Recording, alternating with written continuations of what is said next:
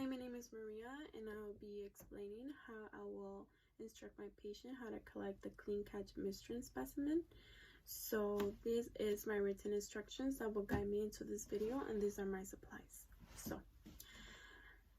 This is performed to determine if there is any infection or disease with the patient, and my supplies that I'll be needing is a sterile specimen container, personal antiseptic towels, and a tissue, and I provided a pamphlet of instructions for the patients in case they forget any steps during the process.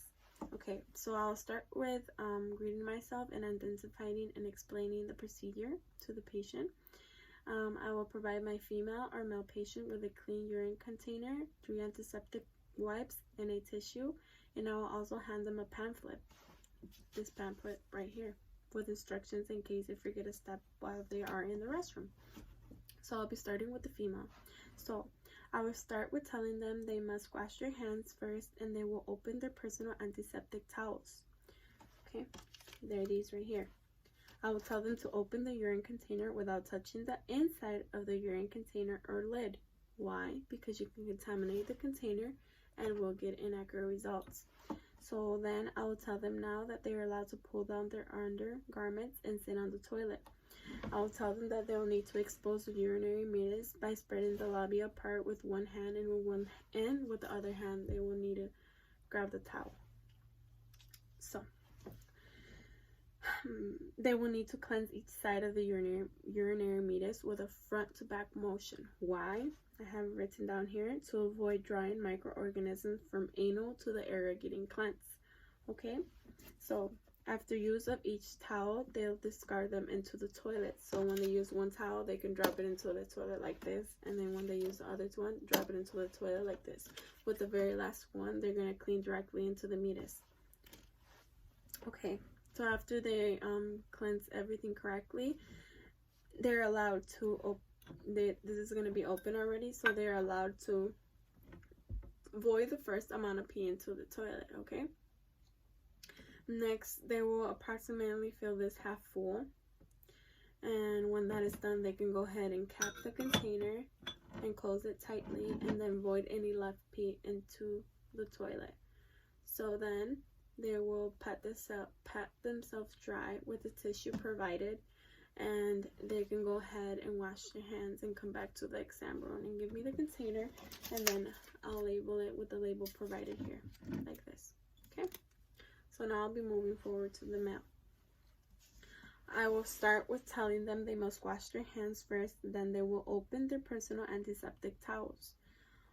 I will then tell them to open the urine container without touching the inside of the urine container or lid. I will then tell them they're allowed to pull down their undergarments and stand in front of the toilet. I will tell them to retract foreskin if uncircumcised. Then I will tell them they will need to cleanse their area around the meatus and the urethral opening with separate personal antiseptic towels. Okay, so there are these. Okay, so each side it's different, so then I'm gonna tell them to clean around with different towels and dispose it into the toilet like this. So with the very last one, they're gonna clean directly into the urethral opening. When they're done cleaning, they're allowed to void the first amount of pee into the toilet. Then next, they will proceed to filling this up approximately halfway full. Then they're gonna cap it tightly and then void any left amount of pee into the toilet. Okay, so then they can go ahead and pat themselves dry with the tissue provided and wash their hands and come back to the exam room. Okay, so then I will be making sure I make myself clear.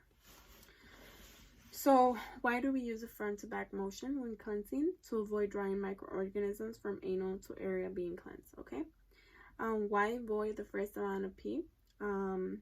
It flushes out microorganisms. Okay, so why we do not touch the container, the inside of the container and the lid.